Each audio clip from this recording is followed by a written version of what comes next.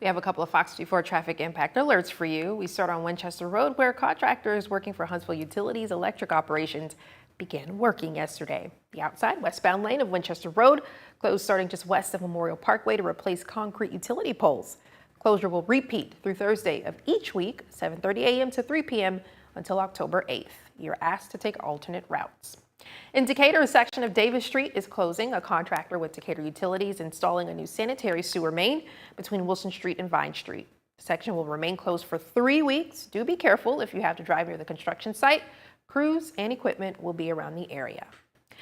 And yesterday, a resurfacing project began on State Route 24 in Franklin County. Contractors Rogers Group will mill and surface over 5 miles of the highway from east of State Route 243 in Russellville to County Road 83. Single lane closures are expected daily while the project is underway. When the project is completed, it's not known at this time. For more traffic impact alerts, go to fox54.com. Safety improvements are coming to the intersection of State Route 20 and Garges Lane in Muscle Shoals. You can only turn right on the north side of Garges Lane. Those traveling to Garges Lane northbound from State Route 20 eastbound will use a median crossover east of the intersection instead of turning left. The project costs more than $575,000 and is expected to be mostly finished later this year. Now, the Tennessee Valley's certified most accurate forecast from the Fox 54 Weather Impact Team.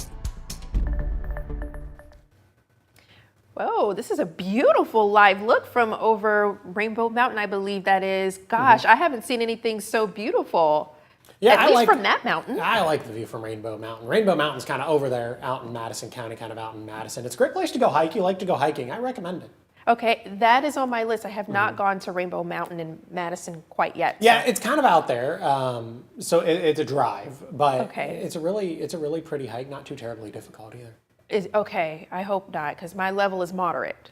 Okay, yeah, you can do Rainbow Mountain. There is only a very brief period of time, if I remember the last time I was out there, that causes me to question my sanity. But it's the briefest of moments. Okay, I'll take your word for it. All right, go check it out. And everybody else should go check out Rainbow Mountain as well. It really has been a while since I have been hiking out at Rainbow Mountain, but I don't live out there like I used to anymore, so it'd be even more of a trek for me. I live in southern Madison County now, so it'd be even more of a trek for me. Live look out over the Parkway this evening. A little bit of cloud cover is built in over the last 15 or 20 minutes. Kind of adds to a pretty view. If the temperatures were like a good 20 degrees cooler, it would actually look like fall with kind of this stratus deck thing we have going on out over the Parkway, but alas, many of us are still sitting somewhere in the low and mid 80s this evening. We climbed into the mid and upper 80s this afternoon. 86 was the high temperature at the Huntsville International Airport. Now, maybe a couple of degrees cooler over in northeast Alabama this afternoon. Fort Payne saw 82, but then we saw 87 degrees this afternoon over in Florence. Another above average day, just like much of the month of September.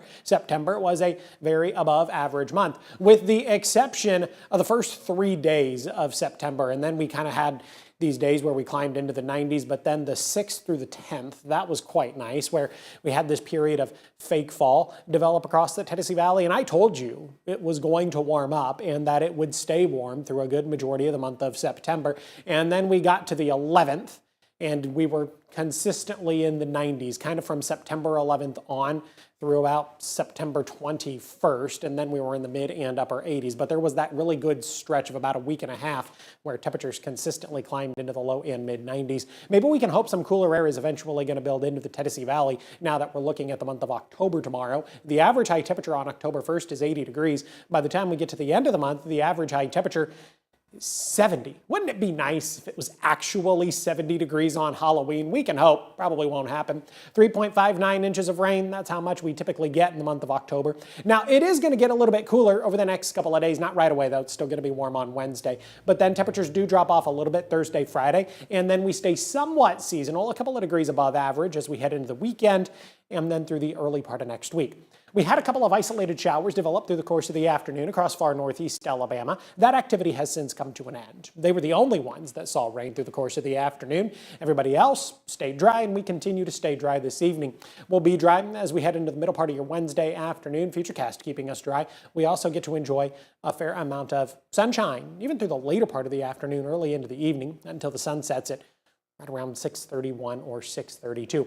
Then we head into your Thursday afternoon. We're still talking about a really nice mix of sunshine and cloud cover. That cloud cover really still not going to produce any rain, though, across the Tennessee Valley. Just going to add a little bit of color and a little bit of texture to the sky. Temperatures still sitting in the low and mid 80s. We only drop into the mid 60s as we head into the overnight. Got a low temperature right around 65 degrees. When the kids get on the school bus tomorrow morning, we warm somewhat quickly. 68 at 8, 71 by 9, and then 77 degrees by the time we get to 10 a.m. Have a good look at the next 7 days. 86 on Wednesday, 83 Thursday, 81 on Friday. Maintaining plenty of sunshine Wednesday, Thursday, Friday, even as we head into the front half of the weekend. Better opportunities for rain build into the Tennessee Valley Sunday, Monday, Tuesday of next week, so we'll get a little more cloud cover and temperatures somewhat consistent in the lower 80s.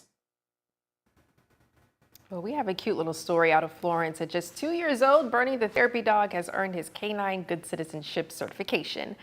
Bernie joined the community at the Renaissance of Florence in 2023.